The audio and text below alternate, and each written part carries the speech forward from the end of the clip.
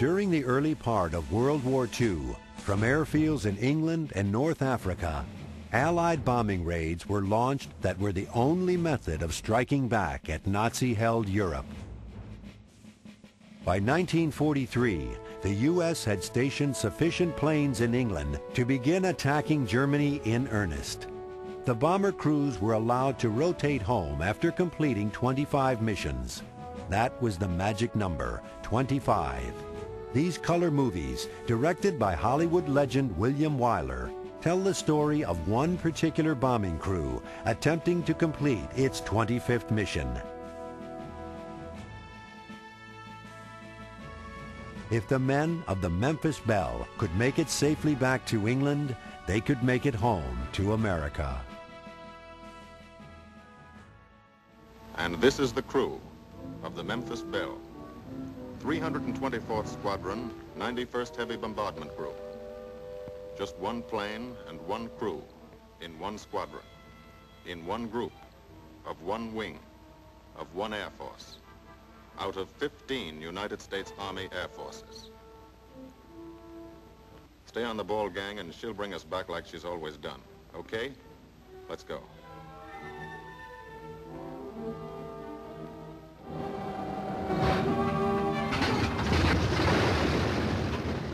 Allied planes would drop more than 1.5 million tons of bombs on Germany.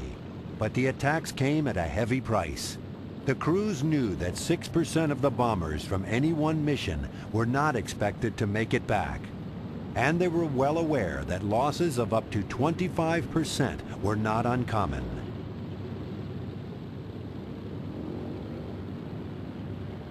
On the nose of each plane, the personality of the flight crew could be plainly seen. To the crews, these were more than just machines. They were a link to better times, and after 25 trips, a ticket home.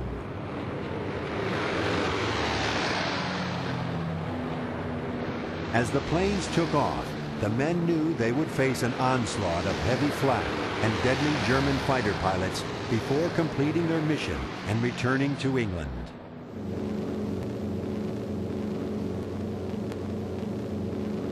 It takes all of a pilot's strength to keep a 30-ton fortress in tight formation. But the formation is the bomber's best defense against enemy fighters.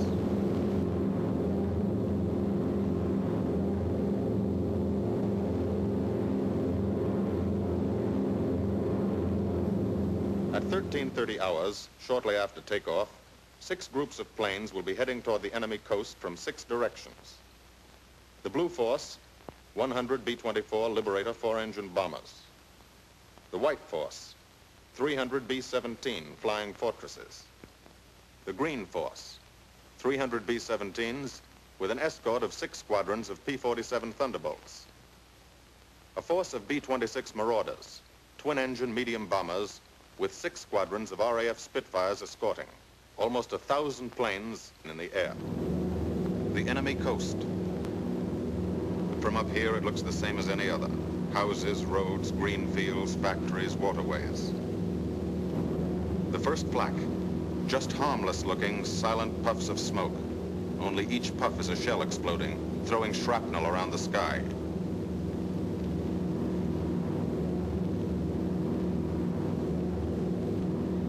Pilot to bombardier. Okay, Vin, you've got it. Now Evans flies the Memphis Belle, controlling it through the bomb sight. And now we are most vulnerable. Committed to our bombing run, we can't dodge flak or fighters. Here's the first.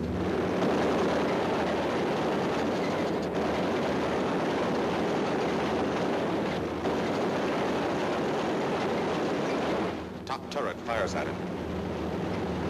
Evans must ignore the battle. Crosshairs lined up on target. Adjustments for wind drift made. Bombs away.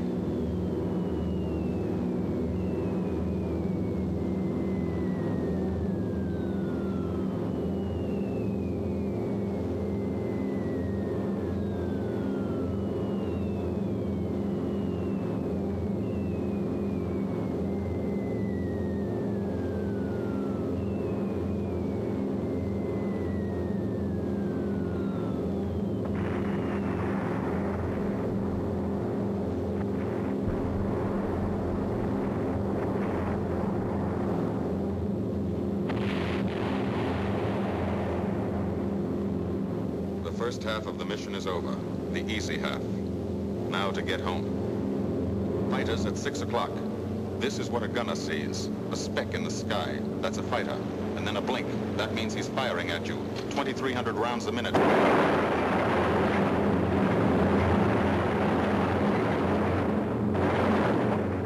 In a running battle, one of the most important instruments is the interphone.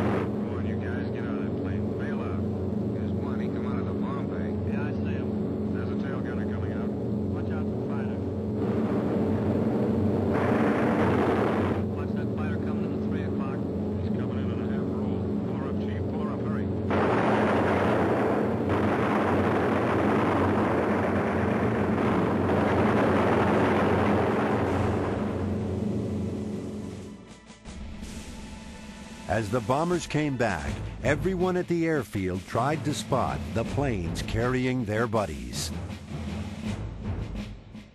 From every window, anxious eyes scanned the sky, but the Memphis Belle was nowhere in sight.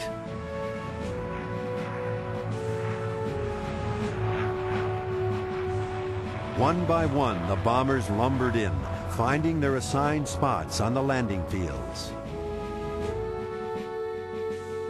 The wounded were cared for first.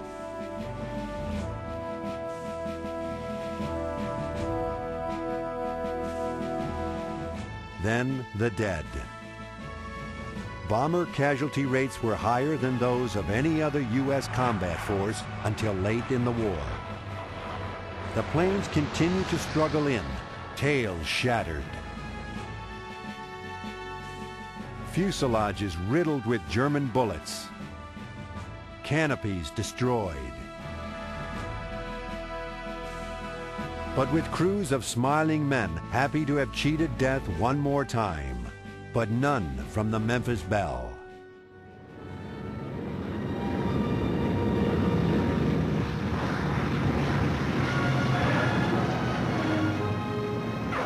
The wheels of the Memphis Belle come back to the soil of England for the 25th time.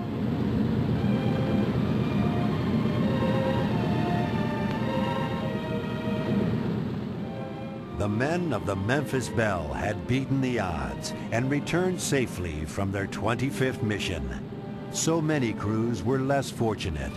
In 1943, you only had a 1 in 3 chance of completing your tour. Allied airmen suffered more than 50,000 casualties by war's end, and thousands more were shot down, becoming POWs. But they dismantled the German war machine, destroying factories, oil supplies, and communication centers.